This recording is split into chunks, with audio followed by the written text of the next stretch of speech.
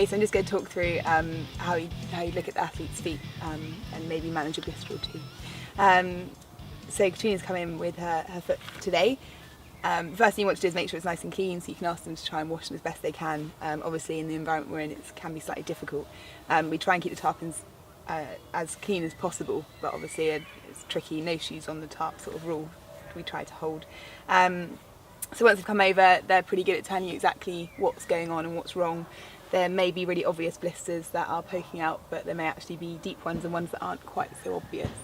So you can ask the athlete themselves if they have any particular hot points or points of friction, and ask them what they'd like you to manage. So have you got any? Yeah, today I've got this blister just at my heel here. Yeah, okay, fine. So your feet are nice and clean at the moment, and there's no obvious blister sticking out. No. If there was, then you might consider popping it. You might speak with some other colleagues. If it's deep, then obviously you don't want to go poking anything in, because out here everything can get infected and infections are high risk. So you tend to leave things alone. We generally use something called fleecy web, so it's just a little layer of fleece that we use to pop on, and it just removes some of the friction from under the tape and on the skin. Just today for the camera, because it doesn't show up very well, we're going to use just some basic tape. So try and get the best position as possible to see the foot. You might ask the athlete to lie on their front. Do you want me to lie on my front? No, you're fine for now. So make sure it's nice and clean. Make sure the foot's in a good position, because they need to be able to fully move their foot throughout.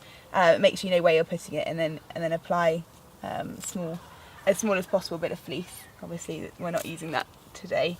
And then you want to make sure it's nice and smooth, so there's no creases anywhere. If there are, then you can just snip them off, or you might have to redress it. You might have to have a couple of goes at doing it, and some of the parts of the foot are slightly more difficult. So once the bit of fleece is on, stick it down, and you can use some tape like this. You want to cut a length that you think is right, so you might measure it first. So most commonly you can go round. Tape generally sticks best to tape, so if you can get it to overlap, then that's good. Sticking it to the skin, it doesn't stay on quite so well. So once you've got your length, you just cut it as you would. Then again, just make sure, so there's got a little bit of stretch in it as well, which is always helpful. So everyone has different techniques, but you can start generally where the blister or the hot spot is, and make sure you've got a good grip on there. Make sure the foot's kind of in a neutral position, and then move it round and over the front. So that's actually slightly long because I've stretched it, so you can just snip it down to size, like so. And then again, just stretch it out over onto the other bit of tape you've got. And the most important thing is that it's nice and smooth, because every ruckle can cause another blister on the next day of running. Just move your foot for me, that's lovely. And just make sure it's nice and smooth around.